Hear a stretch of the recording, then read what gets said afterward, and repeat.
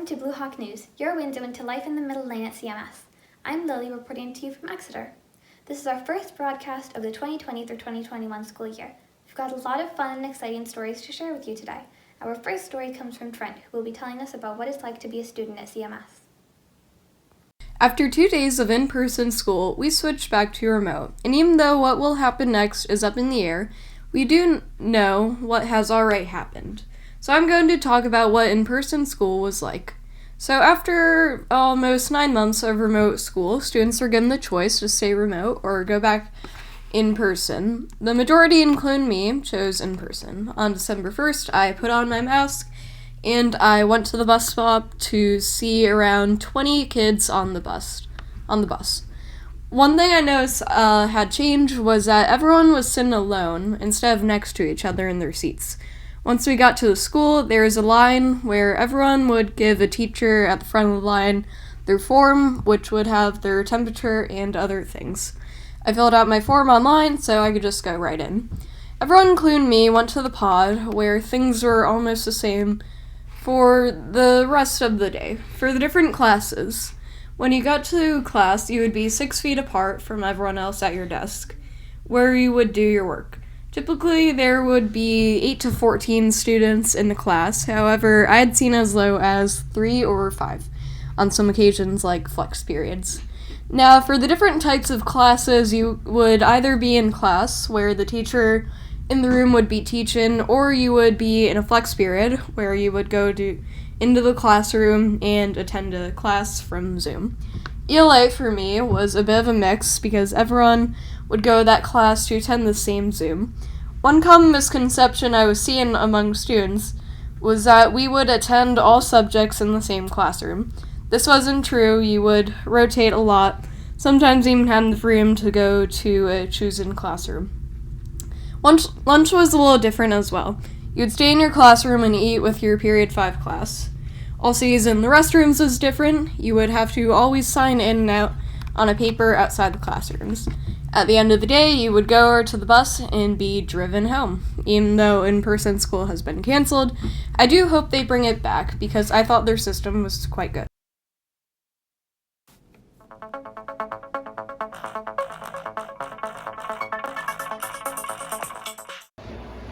So we're here with Paul Kent from Harvey Construction. Do you want to go first? Sure. Okay. What exactly are you building? What are we building? We're building an addition to your school. There's 2 more pods going in, and a new multi-purpose room, which is a kind of a mini gym, and new kitchen and cafeteria.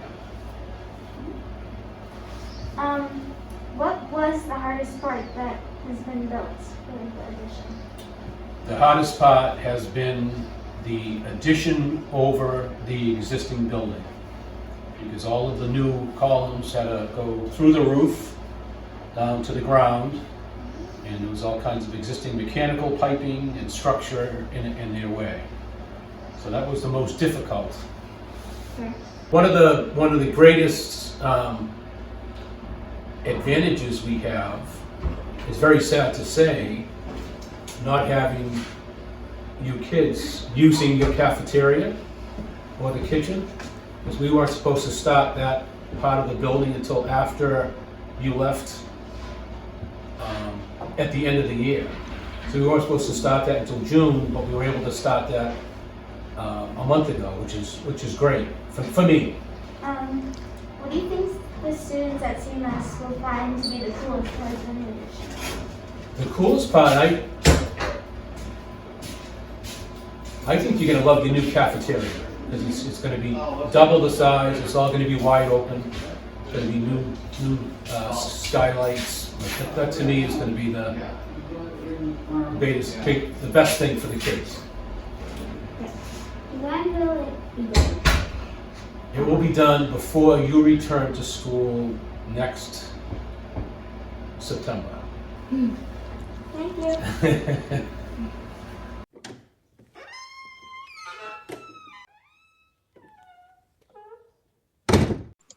Hello, today we'll be interviewing Josh to find out what he has been doing to keep busy or what they do for fun during the pandemic.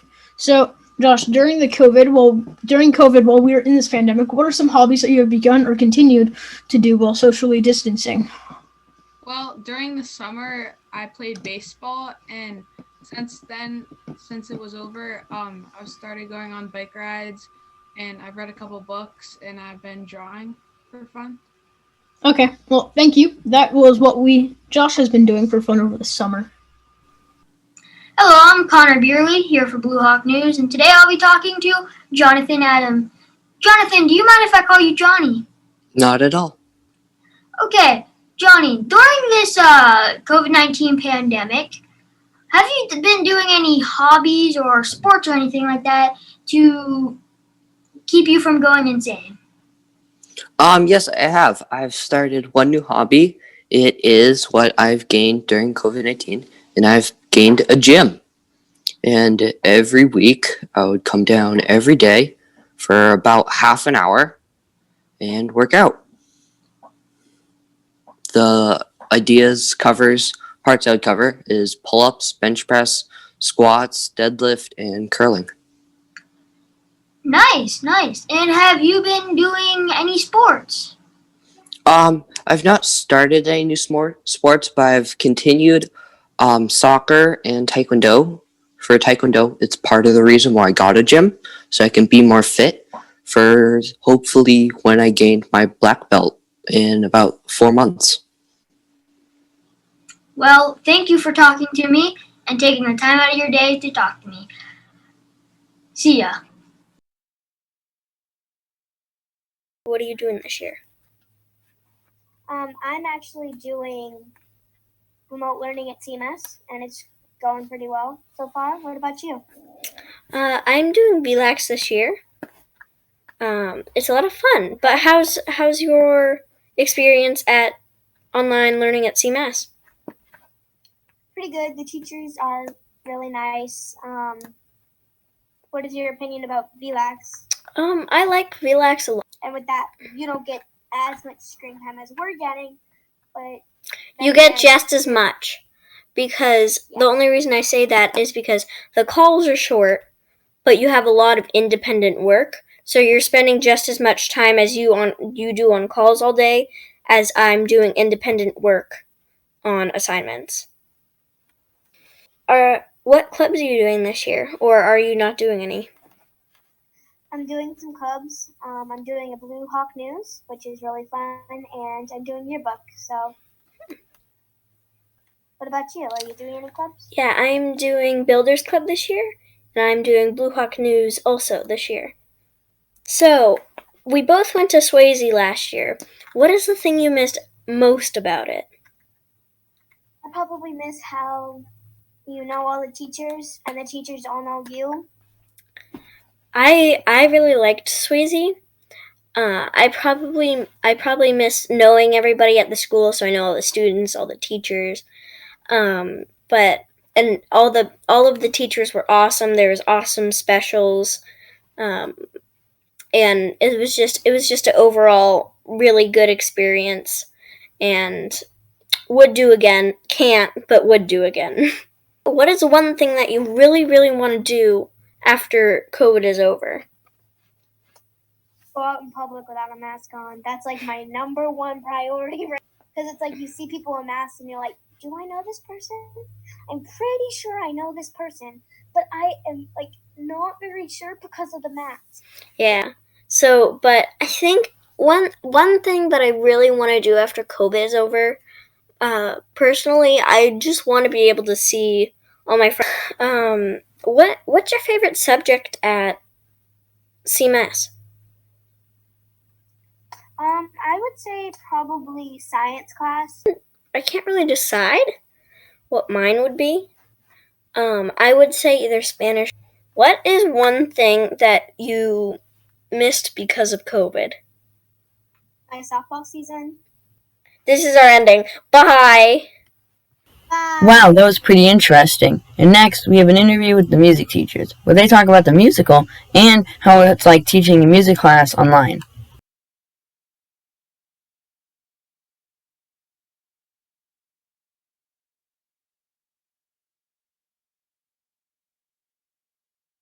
So we're waiting to see what happens after the holidays.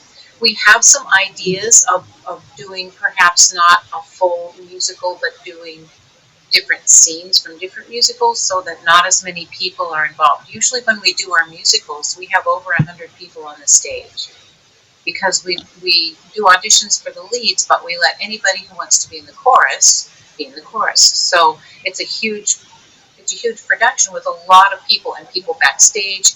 It would be too many people gathering in that smaller space. So we have to wait and see what the COVID restrictions will be or if things get better. But we do have some ideas. We're just waiting until January to kind of flesh them out and see.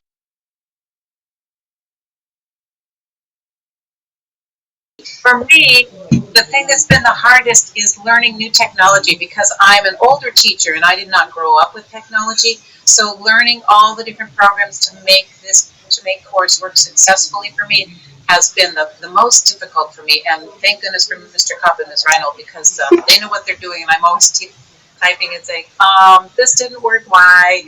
And they help me fix things. So I guess the hardest for me is helping Mrs. Hammond use things.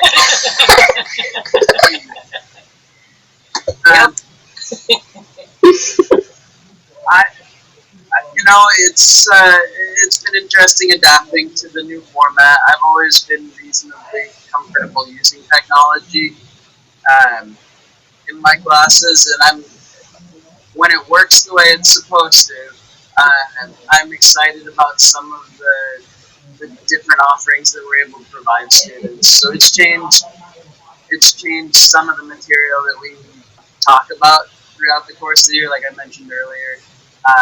We're spending some time doing some composing, and very likely we're going to collaborate with some other classes in the building as we start that composition process. And I guess one of the challenges that I'm hoping for with the band students is creating a virtual concert this year of some kind, where every student submits a video playing their part, and somehow we have to put that together. So I'm a little nervous about that, but I'm also excited too.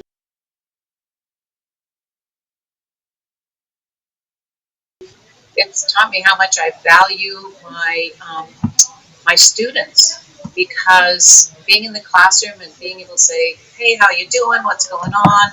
Talking to people, having students learn to make friends in chorus class. That's one of the first things that struck me was one of my students this year said, I don't have any friends in this class, Mrs. Hammond, and that's because we aren't together getting to know each other, and I'm not getting to know my students as well because you can't just talk to people by themselves with a whole classroom in the Google Meets or in the Zoom.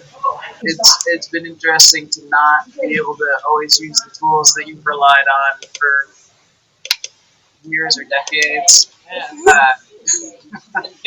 That would be decades. It would be decades. That's, it's neat to be able to reinvent the wheel in a different way, but at the same time, working hard to form those relationships has been a really important part of what we've tried to do this start of the school year.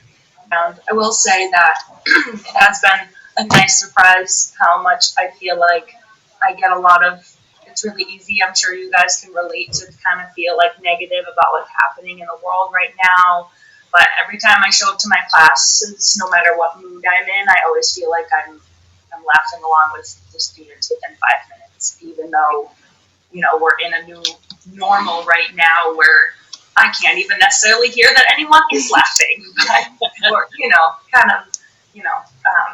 helping me see the positives in it, knowing that it's not permanent. Many of you probably know that field trips are canceled this year due to the COVID-19 pandemic. However, we here at Blue Hawk News thought of a great way to get around that. We decided to do a virtual field trip for you. So during this field trip, we will be riding on the Conway Scenic Railroad's Santa Train, or Santa Express. The Conway Scenic Railroad is located in North Conway, New Hampshire. We will be going from North Conway, New Hampshire to Conway, New Hampshire during this broadcast, and we will be coming back from Conway to North Conway next broadcast. So,